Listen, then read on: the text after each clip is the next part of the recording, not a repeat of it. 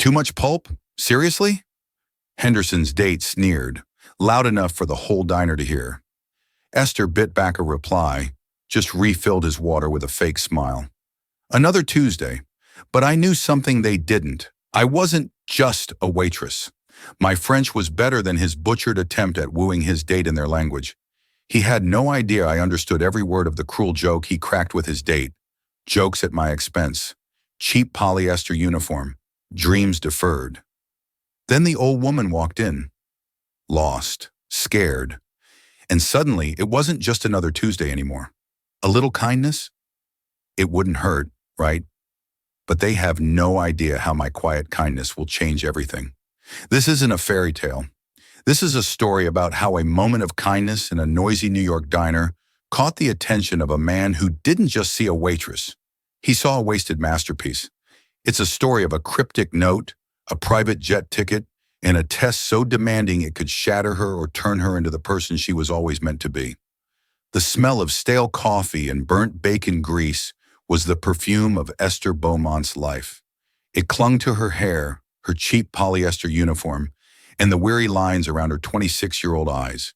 She worked at the Astor Diner in Manhattan's Upper East Side, a place that, like its name, pretended to be something grander than it was. It had polished brass railings that were always smudged with fingerprints and red vinyl booths that were cracked like old leather. It was a purgatory for the city's aspiring artists, actors, and in Esther's case, forgotten scholars. Each morning she would tie her apron, the strings frayed from 1,000 shifts, and paste on a smile that rarely reached her eyes. She was good at her job, efficient, polite, and almost invisible, the perfect waitress. No one poring over their Wall Street Journal or complaining about the temperature of their soup would ever guess that Esther could dissect the semiotics of Renaissance art or debate French existentialist philosophy. No one knew that 4 years ago she had been a top student at the Seion in Paris, living a life painted in the vibrant colors of her dreams. Then came the phone call. Her father's heart attack, the collapse of his small construction business, the mountain of unforeseen debt. Her dream dissolved overnight.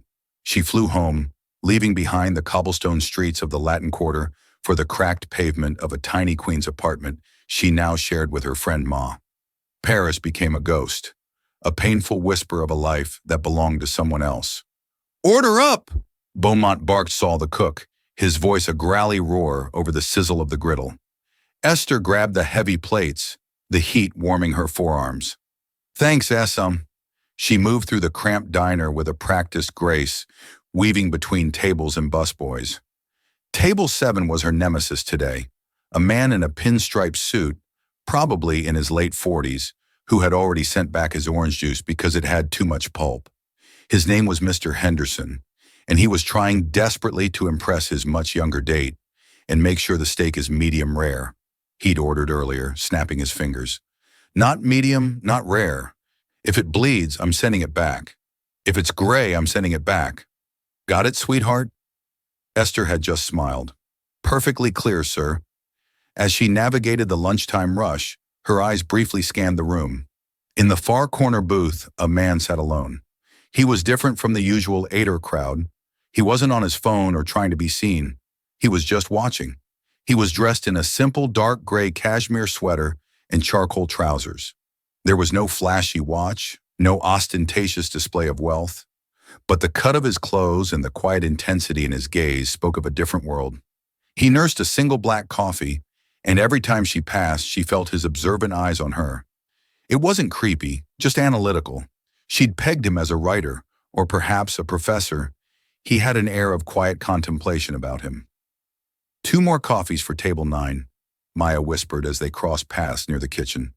"And Henderson is asking for you again. He says his water tastes too municipal." Esther sighed, rubbing her temple. "Of course he does. I'll get the bottled water." It was just another Tuesday, a relentless cycle of pouring coffee, taking orders, and absorbing the casual condescension of people who had never known what it felt like to choose between paying the electricity bill and buying groceries. She moved toward Henderson's table, her tray of water bottles balanced perfectly, unaware that this mundane, soul-crushing Tuesday was about to cleave her life in two. The man in the corner took a slow sip of his coffee, his gaze following her, a flicker of something unreadable in his eyes. He wasn't just watching a waitress, he was waiting. The bell above the diner door chimed, announcing a new arrival. An elderly woman looking flustered and out of place stepped inside. She clutched a large handbag, her eyes wide and scanning the chaotic room as if she'd walked into a foreign jungle. Her clothes were elegant but simple, a classic trench coat over a silk scarf, suggesting a tourist who had taken a wrong turn off Madison Avenue. She approached the host stand where a new hire, a teenager named Kevin, was struggling to manage the seating chart. "A table? Silv play?" she asked, her English heavily accented and uncertain. Kevin stared at her blankly. "A what table?" "For one." "Silv play," she repeated, her voice trembling slightly. Yeah, hold on," Kevin mumbled, not looking up from his list. The woman waited, looking increasingly distressed. She tried again, this time in her native tongue, a rapid-fire stream of French, explaining she was lost. Her phone battery was dead and she was supposed to meet her tour group at the Met, but she thought it was the Guggenheim. Kevin just shook his head. "Sorry, lady, I don't speak whatever that is, Spanish." From his table, Mr. Henderson let out a loud theatrical sigh. "Oh, for heaven's sake, let a man of culture handle this." He pushed his chair back and stood up, puffing out his chest as he approached the woman. "Bonjour, madame," he said, his accent a grotesque caricature. I can help you." "You, want a table?" The French woman just looked more confused. Esther, who was delivering a basket of bread to a nearby table, felt a hot flush of secondhand embarrassment. It was painful to listen to. Henderson was butchering the language, turning its beautiful lyricism into a clumsy assault on the ears. Voulez-vous? Sit down," he continued, gesturing wildly at an empty table. Esther couldn't stand it anymore. It was more than just his terrible French. It was his arrogance, his smug satisfaction in making a spectacle of this poor, lost woman. It was the same condescension he'd shown her all afternoon. Something inside her, the part of her that remembered strolling along the sand and debating Foucault, finally snapped. She placed the bread on the table, wiped her hands on her apron, and approached the elderly woman. The man in the corner booth. Alexander Sterling leaned forward ever so slightly, his coffee cup paused halfway to his lips. Esther looked at the woman and smiled gently, and then she spoke. The voice that came out was not the tired, flat voice of a New York waitress. It was a voice from another life, a voice that was as smooth and clear as a bell. "Madam," she began, her Parisian accent, flawless and pure.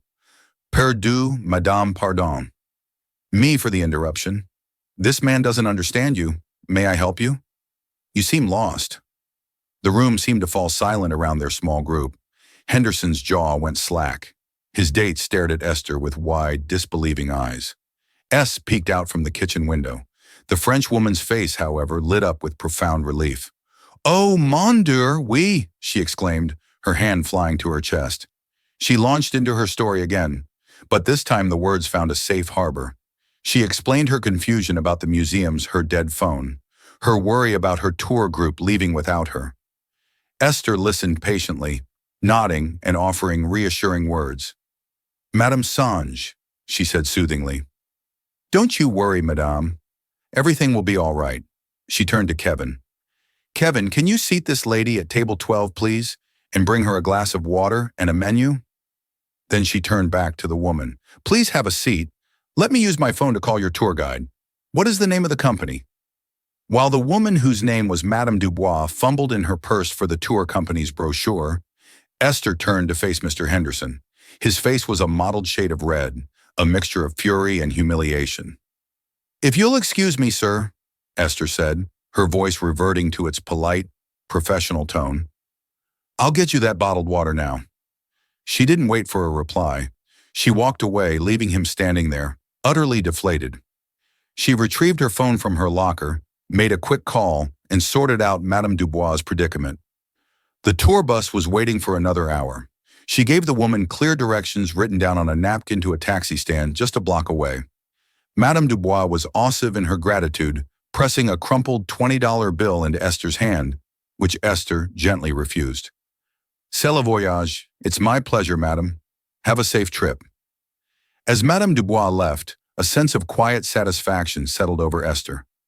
For the first time in a long time, she felt like herself again. She had forgotten what that felt like. She went to clear Henderson's table, expecting him to be gone. He was, but he'd left a paltry $1 tip on a $100 bill. She wasn't surprised. What did surprise her was that the man in the corner booth was also getting up to leave. He caught her eye as he slid on a tailored navy blue coat. He gave her a small, almost imperceptible nod, a look of profound appraisal in his eyes. He left a crisp $100 bill on his table for a $3 coffee and walked out without a word. Esther pocketed the generous tip, feeling a small thrill of victory. She thought that was the end of it, a brief, satisfying moment of rebellion in an otherwise gray existence. She had no idea it was only the beginning. The rest of the shift passed in a blur of routine. The diner emptied out the frantic energy of the lunch rush, replaced by the quiet hum of the late afternoon. Esther refilled salt shakers, wiped down sticky ketchup bottles, and tried not to think about Mr. M. Henderson's sneer or the surprising weight of the quiet man's gaze. She was just Esther, the waitress. Then the flicker of the sore-born student had been hold just that, a flicker. When her shift finally ended at 5 p.m., she felt the familiar ache in her feet and the deeper ache in her soul. She slung her worn messenger bag over her shoulder and headed for the back exit. "Hey, Beaumont!" She turned. It was S wiping his hands on his greasy apron. He was holding something, a sleek black envelope. The quiet guy, the one in the corner booth. "He came back a few minutes ago, said he forgot to give this to you. Told me to make sure you got it personally." Esther frowned, taking the envelope. It was made of heavy, expensive cardstock, unlike anything she'd ever held. There was no name on it, no address, just a simple, elegant silver seal holding it closed the stylized wings of what looked like a falcon. "Weird, right?" S grunted. "Looked like a spy or something." "Anyway, see you tomorrow." Esther murmured her thanks and slipped out into the alley. The evening air was cool against her flushed skin. Leaning against the brick wall under the dim glow of a security light, she broke the seal. Her fingers trembled slightly. Inside were two items. The first was a business card as thick and black as the envelope. The silver falcon crest was embossed at the top. Below it, in minimalist silver lettering, were a name and a title. Alexander Sterling, CEO, Sterling Innovations. Esther's breath caught in her throat. Sterling Innovations wasn't just some tech company. It was a global titan, a behemoth in aerospace logistics and cutting-edge AI. Alexander Sterling was a legend, a reclusive genius who had built an empire from scratch. He was a billionaire many times over, famously private and rarely photographed. That was the quiet man from the diner. It seemed impossible. The second item made her heart stop altogether. It was a plane ticket, or rather a reservation confirmation for a private jet. A Gulfstream G650 scheduled to depart from Teterboro Airport in New Jersey the next day at noon. The destination, Labor Airport, Paris. The passenger's name, Esther Beaumont. Tucked into the fold of the ticket was a small handwritten note on matching black stationery. The handwriting was sharp and decisive, a bold, forward-slanting script in silver ink. "Miss Beaumont talent should never be wasted on serving mediocrity. A voice like yours belongs in Paris, not in a diner arguing over bottled water. A car will be waiting for you at your address tomorrow at 10 a.m. Your seat will be waiting. This is not a request, it's an opportunity." As Esther read the note once, then twice, then a third time, her mind reeled. The alley seemed to tilt the sounds of the city fading into a dull roar. This had to be a joke, an elaborate, cruel prank. Maybe Henderson had set it up to mock her further. But how would he know her address and the expense? A private jet to Paris. She stumbled home in a daze, the black envelope clutched in her hand like a talisman. When she burst into her tiny queen's apartment, Maya was on the couch scrolling through her phone while a reality TV show blared in the background. "Whoa, you look like you've seen a ghost," Maya said, looking up. Esther didn't speak. She just walked over and laid the contents of the envelope on the coffee table. The business card, the jet ticket, the note. Maya picked up the card. Sterling Innovations. Isn't that her eyes widened? She read the note, then looked at the ticket. She looked back at Esther, her mouth agape. Slough, what is this? I don't know, Esther whispered, sinking onto the couch. It's insane. He was there at the diner. The guy I told you about who left the $100 tip. Maya's initial shock quickly morphed into deep-seated suspicion. She was a paralegal, pragmatic and protective by nature. Okay, hold on. A strange billionaire leaves you a private jet ticket to Paris, Esther. This is every red flag in the book. This is how horror movies start. Human trafficking, a weird cult, some kind of creepy pretty woman fantasy. You cannot be serious. I know, Esther said, running a hand through her hair. It's crazy, but the note talent should never be wasted. He saw. He heard. He heard you speak French. Maya counted, standing up and pacing the small living room. That's it. For all you know, this guy has some bizarre fetish. Esther, you don't know anything about him. He's Alexander Sterling, Esther said quietly. He's one of the most famous businessmen in the world. He's not some random creep. Rich people can be the biggest creeps of all, Maya shot back. And how did he get your address? That's what I want to know. That's not just observant. That's investigative. It's stalker-level stuff. The question hung in the air, heavy and unnerving. How did he know where she lived? Esther's mind raced. He must have had someone follow her or run her name through a database. The ease with which he had pierced the veil of her anonymity was terrifying. But beneath the fear, something else was stirring. A wild, dangerous hope. Paris. The word alone was a physical ache in her chest. The ticket on the table wasn't just a piece of paper. It was a doorway back to the life that had been stolen from her. It was a chance. It was everything. What if it's real? Esther asked, her voice barely a whisper. What if it's just an opportunity like he said? And what if it's a trap? Maya retorted, her arms crossed. You throw away your job, your life here on the whim of a man you met for 5 seconds, for a cryptic note. Be realistic.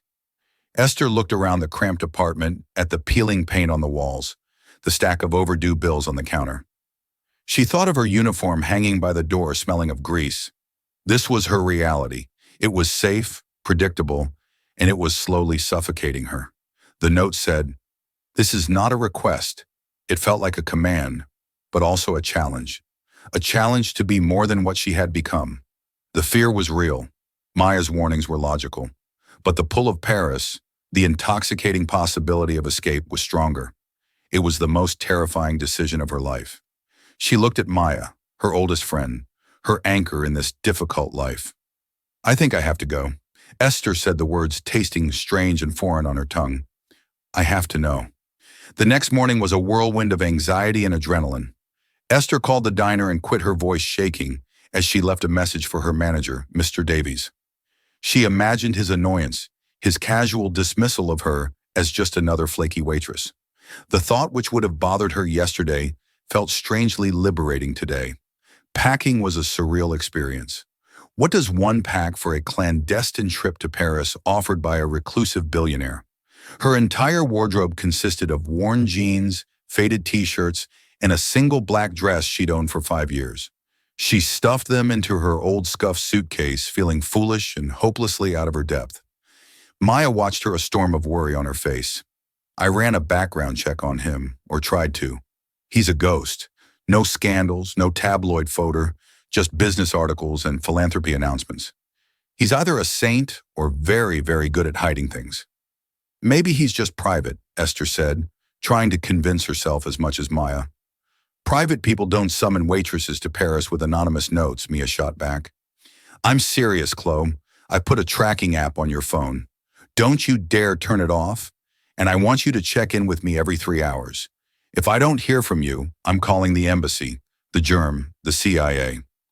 I swear to God, Esther hugged her friend tightly, grateful for her fierce loyalty. I'll be careful, I promise. At precisely 1000 a.m., a black Mercedes-Benz S-Class sedan, so silent it seemed to materialize out of thin air, pulled up to their apartment building. A chauffeur in a crisp black suit stepped out and opened the rear door. He didn't ask for her name. He simply nodded and said, Miss Beaumont, We are ready when you are. The ride to Teterboro Airport was silent and smooth. Esther stared out the tinted windows at the city rushing by, feeling a profound sense of detachment, as if she were watching a movie of someone else's life. They didn't go to the main terminal, but to a private executive hangar. There, gleaming on the tarmac, was the Gulfstream G650. It was a vision of power and grace, larger and more imposing than she could have ever imagined. A flight attendant, with a warm smile, greeted her at the steps. "Welcome aboard, Miss Beaumont. Mr. Sterling has arranged everything for your comfort. May I take your bag?" The interior of the jet was a study in understated luxury. Cream leather seats, polished mahogany wood, and subtle silver accents that echoed the Falcon crest. It was more like a flying luxury apartment than an airplane. She was the only passenger. As the jet taxied down the runway, Esther's heart hammered against her ribs. This was it, the point of no return. The engines roared and the plane surged forward with incredible force, pressing her back into her plush seat. Within moments they were airborne, climbing steeply into the clouds. Below her, New York City shrank the diner. Her apartment, her old life, all of it vanishing into a haze. She was untethered, suspended between the world she knew and a future that was a complete and terrifying unknown. The flight attendant served her a lunch that was better than any meal she had ever served at the Astor Diner. Poached salmon, asparagus with hollandaise, and a glass of champagne that fizzed like liquid stars on her tongue. It all felt like a dream. She half expected to wake up to the sound of her alarm clock in her tiny queen's bedroom. But 7 hours later, the dream continued. As the jet began its descent, the lights of Paris emerged from the darkness below, a glittering carpet of gold and silver. The Eiffel Tower lit up in its nightly spectacle, pierced the sky like a diamond needle. A lump formed in Esther's throat. She was back. After 4 years of yearning, she was finally back. They landed at Labor, the private airport north of the city. There was no customs line, no baggage claim. Chaos. She was escorted from the plane directly to another waiting car, another silent chauffeur. They drove through the streets of Paris, past familiar landmarks that made her heart ache with a bittersweet nostalgia. The Arc de Triomphe, the Chaise. It was all as beautiful as she remembered. The car, however, didn't stop at a hotel. It pulled up to a set of imposing wrought iron gates that opened onto a private tree-lined cobblestone drive. At the end of it stood a magnificent hotel particular, a grand private Parisian mansion in the 16th arrondissement. It was a palace of limestone and slate, its windows glowing warmly in the night. The chauffeur opened her door.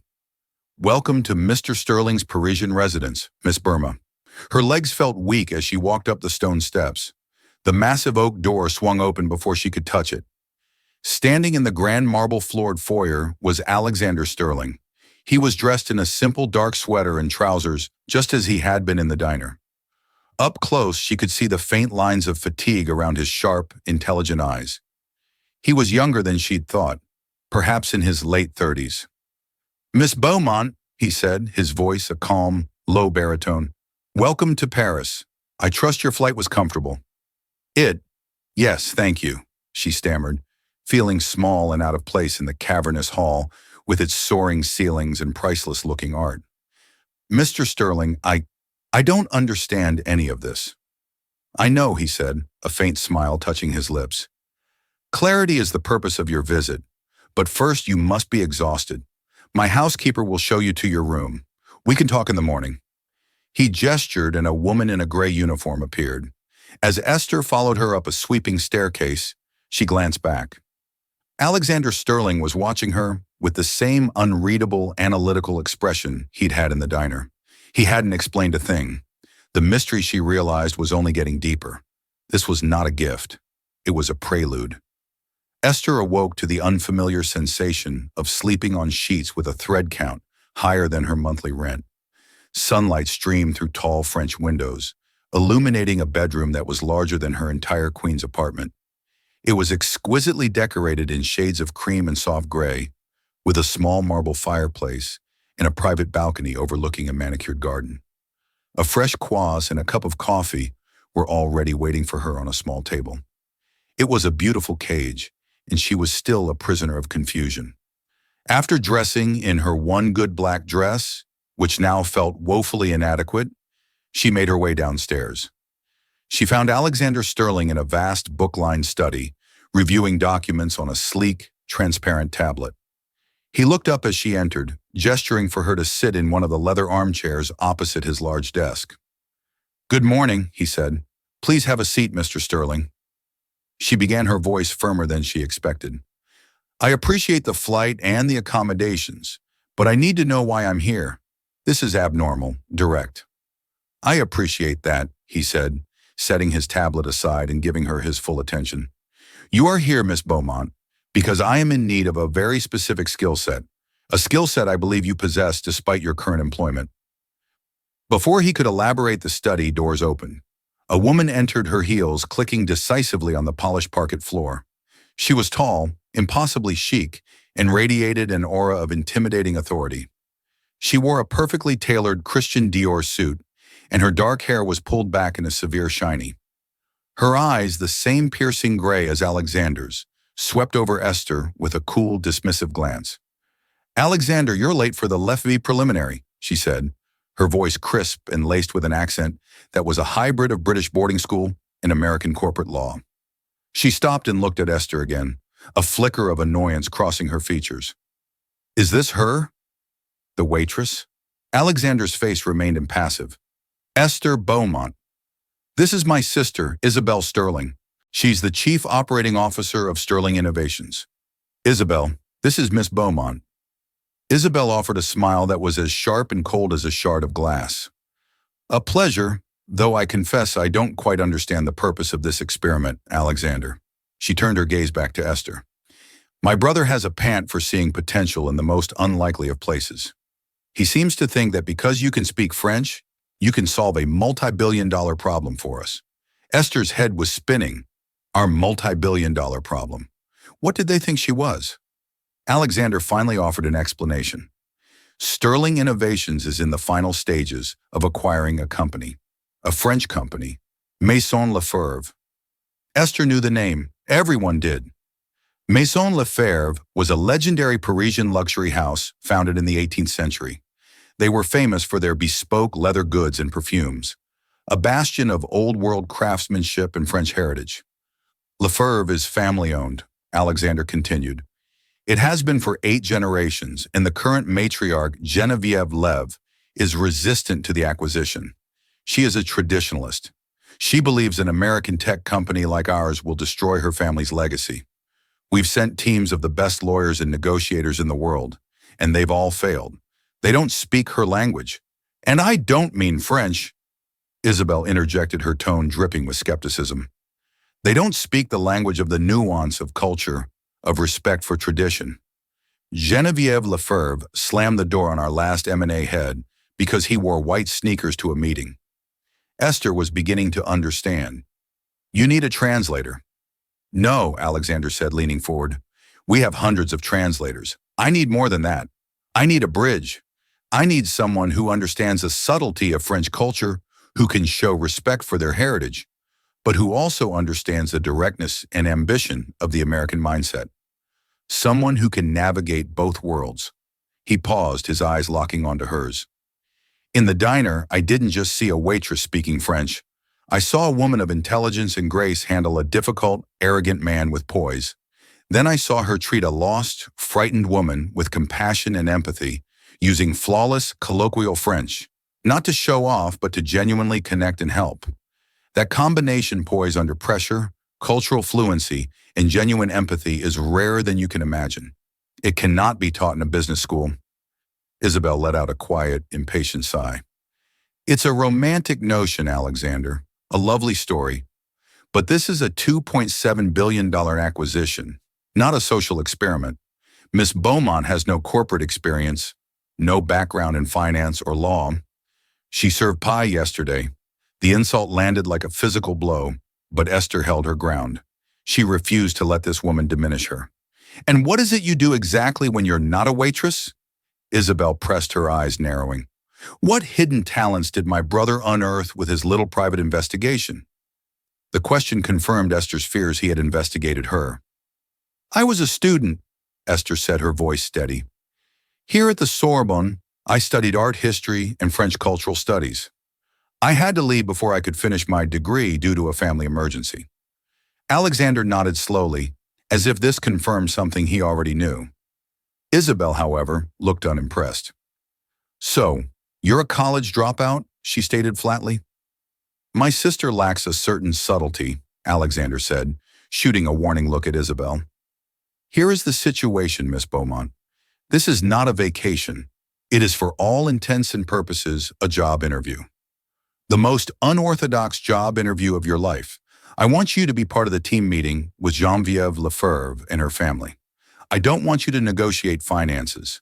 I want you to listen, to observe, to build a bridge where we have only found walls. And if I succeed, Esther asked, if you help us secure this deal, Alexander said, I will create a position for you at this company, Director of Cultural Integration for our European acquisitions. You will have a new life, a salary that will solve any family debt you might have, and a career that utilizes your actual talents. I will also fund the completion of your degree, should you still wish for it. It was an offer that was beyond comprehension, a lifeline, not just to solvency, but to a life she thought was lost forever. And if I fail, Isabel answered before Alexander could. If you fail, Miss Beaumont, a car will take you back to labor, and you will be on the next flight back to New York. You can have your old job back at the diner. We will, of course, compensate you for your time. Her tone made it clear that failure was the only outcome she expected. The weight of their expectations of the entire surreal situation pressed down on Esther. This was insane. They were asking her to step into a corporate shark tank with nothing but a half-finished arts degree and her fluency in French. It was an impossible task. But then she thought of the diner, the grease, the condescension, the slow grinding death of her spirit. Failure here meant returning to that. Success meant everything. She looked from Isabel's cold, challenging stare to Alexander's quiet, expectant one. She took a deep breath. When is the meeting? She asked. The next 2 days were a brutal high-speed education in the world of corporate acquisitions. Esther was given an office in Sterling's Parisian headquarters on the Place Vendôme, a space with a view that was probably worth more than she had earned in her entire life. She was buried under an avalanche of files, financial reports, market analyses, legal documents, and most importantly, a thick dossier on Geneviève Lefebvre and her family. She devoured every page. She learned that Geneviève was 78 years old, a widow, and had run the company with an iron fist for 40 years. She was a legend in the fashion world, a purist who despised the modern trends of fast fashion and influencer marketing. The dossier was filled with failed attempts by other companies to acquire Maison Lef. Geneviève had dismissed them all as vulgar merchants who wouldn't know a Birkin from a bucket. Isabel made her disdain for the situation clear. She would periodically enter Esther's office, quiz her on obscure financial data, and point out her lack of experience. Do you even know what EBITDA means, Miss Beaumont? She'd ask, a smug look on her face. No, Esther admitted honestly, but I know that Madame Lefebvre's favorite artist is Jean-Honoré Fragonard, that she believes the soul of her company resides in the specific stitching technique developed by her great-grandfather, and that she sees this deal not as a financial transaction, but as the potential orphanage of her family's legacy. Perhaps that is more important than earnings before interest, taxes, depreciation, and amortization. The response left Isabel momentarily speechless, which gave Esther a small surge of confidence. She knew she couldn't compete on their turf. She couldn't talk finance or law, but she could understand people. She could understand culture. That had to be her strength. The day of the meeting arrived. Esther was a bundle of nerves. A stylist summoned by Alexander had provided her with a simple, elegant navy blue dress by a discreet French designer and low heels. Understated, respectful, the stylist had advised. The meeting was to be held at the Lefebvre flagship store on the Rue Sionor, a hallowed space that felt more like a museum than a shop. As their car pulled up, Esther could see a small army of lawyers and executives from Sterling Innovations waiting on the sidewalk, all looking tense. Alexander, Isabel, and Esther got out of the car. Alexander gave Esther a reassuring nod. Remember, you are not here to speak for me. You are here to listen for me. Isabel simply sniffed. Try not to spill anything. They entered the building. The air inside was silent and smelled of expensive leather and jasmine. They were led up a private elevator to a formal salon on the top floor. And there, sitting in a Louis XIV's 16th armchair, was Geneviève Lefebvre. She was a small bird-like woman with sharp, intelligent eyes and perfectly coiffed silver hair. She was flanked by her two sons, both stern-faced men in their 50s. Introductions were made when Esther was introduced as part of our cultural liaison team. Genevieve's eyes lingered on her for a moment, a flicker of curiosity in their depths. The meeting began, and it was a disaster. Isabel, taking the lead, launched into a slick presentation filled with charts and projections about synergy, global market expansion, and shareholder value. She spoke with a cold corporate precision that clearly grated on Madame Lefebvre. The matriarch listened, her face an unreadable mask. After 15 minutes, she held up a delicate, age-potted hand. "Enough, Mademoiselle Sterling," she said, her voice soft, but carrying immense authority. "I have heard these words before. They are empty numbers on a page. You talk of expanding my brand. You speak of it as if it is a chain of coffee shops. You do not understand what we do here. The soul." Isabel's professional smile tightened. "Madame Lefebvre, with all due respect, the soul of a company does not pay its employees or fund its growth in a competitive global market."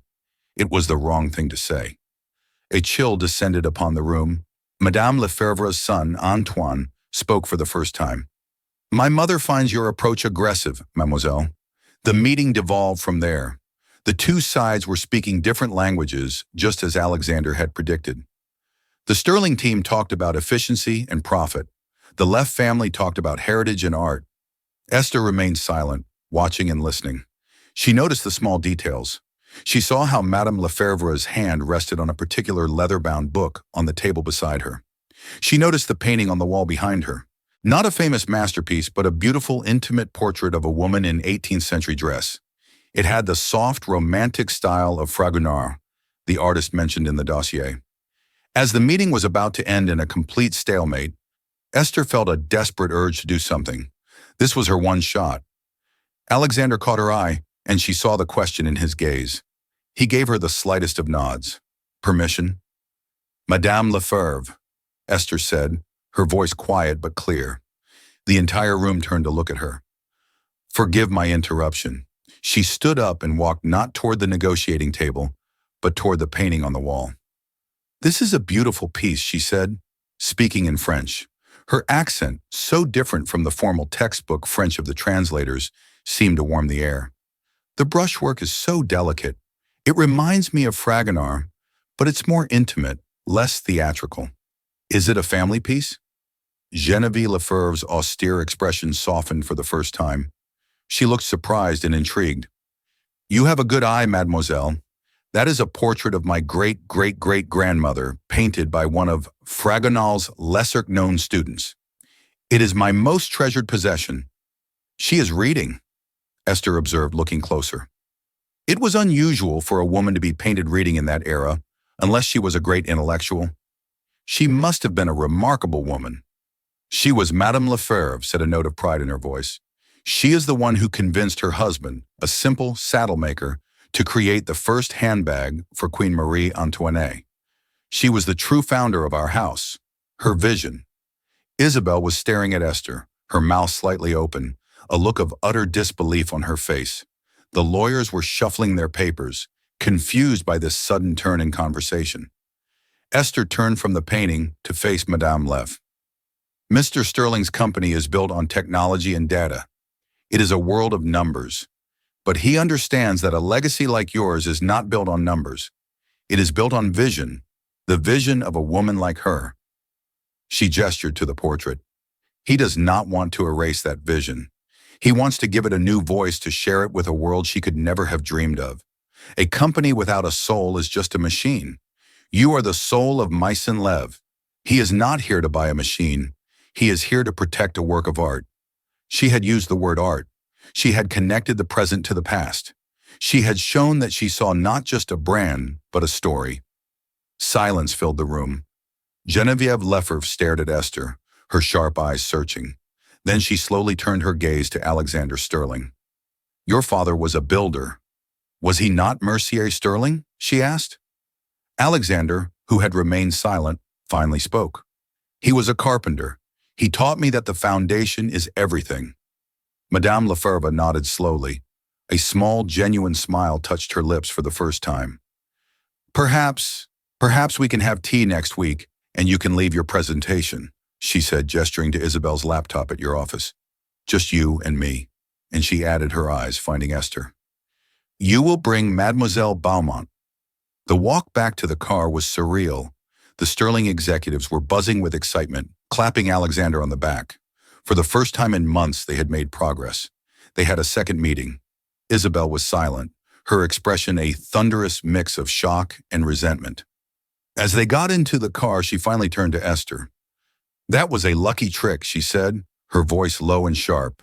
A parlor game with an old painting. It wasn't a trick, Isabel Alexander, said his voice firm. He looked at Esther, and for the first time she saw open admiration in his eyes. It was insight. She listened. Something your team of experts failed to do. She found the foundation. Isabel said nothing more for the rest of the ride, simply staring out the window, defeated. The tea with Madame Lefebvre the following week was a resounding success. Without the lawyers and presentations, the conversation flowed easily. Esther acted as the bridge, just as Alexander had hoped. She would translate not just their words, but their intent. When Alexander spoke of platforms and digital ecosystems, Esther would rephrase it to Madame Lefebvre as creating a digital atelier, where the stories of the artisans could be shared with the world. They talked for hours, not about money, but about art history and legacy. By the end of the week, the deal was signed. Maison Lefebvre was now part of Sterling Innovations, but with contractual guarantees protecting its heritage, its French workshops, and with Genevieve Lefebvre herself appointed to a lifetime seat on the board as a brand guardian. The night the deal was finalized, Alexander hosted a small celebration at his mansion. Esther stood on the balcony of her room, the same one she had woken up in just over a week ago, looking out at the twinkling lights of Paris. She felt like a completely different person from the weary waitress who had stepped off that plane. Alexander came to stand beside her. For a few moments, they stood in comfortable silence. I owe you a great deal, Esther, he said finally. You gave me an opportunity, she replied. That's more than anyone else ever has. The offer I made is on the table, he said, turning to face her. Director of Cultural Integration, a very generous salary, a housing allowance here in Paris, and a blank check for your education. It's yours. No interview required. This was it, the culmination of the impossible dream, a new life handed to her on a silver platter. But something had shifted in her over the past week. She had not just been acting as a bridge for him. She had been rebuilding a bridge to her own forgotten self. Thank you, she said, her heart pounding. It's an incredible offer. But I have a counter-proposal. Alexander raised an eyebrow, a flicker of amusement in his eyes. I'm listening. I don't want the job as a gift, she said, and I don't want you to pay for my degree. I want you to invest in me, not as an employee you discovered, but as a partner you value. She took a breath, summoning all the confidence she had gained. I want to run the Maison Lefebvre integration, not as a director of a department, but as the project lead. Give me a budget and a team, and I want a performance-based contract. If I succeed in doubling its digital presence while maintaining brand integrity in 2 years, I get a stake in the subsidiary. A small one, but a real one, and I'll pay for my own degree with the salary you give me. She was asking for responsibility, not a reward. She was asking for a chance to build something herself, not just be a well-paid accessory to his empire. Alexander Sterling stared at her, his analytical gaze replaced by one of genuine surprise, which slowly morphed into a broad, brilliant smile. It was the first time she had seen him truly smile, and it transformed his face. A college dropout waitress who served me coffee a week ago is now negotiating equity with me on a multi-billion-dollar deal, he said, shaking his head in disbelief. He let out a soft laugh. I knew my instincts were right about you, Esther Beaumont. I just had no idea how right. He extended his hand. You have a deal. Welcome to Sterling Innovations. Esther shook his hand, a current of electricity passing between them. It wasn't just a handshake, it was a contract. It was the closing of one chapter of her life and the explosive beginning of another. She was no longer a waitress who spoke French. She was a woman who had found her voice in more ways than one, and she was finally truly home. Esther's story isn't just about a lucky break. It's a powerful reminder that the person you are right now in whatever job you're working is not the final chapter. Your hidden talents, your forgotten passions, the skills you think no one sees, they have immense value. It was a single moment of kindness and a sentence in French that changed Esther's life. But it was her courage to step onto that jet, her intelligence to see the real problem, and her confidence to demand her true worth that secured her future. What hidden talent do you have that the world just hasn't seen yet?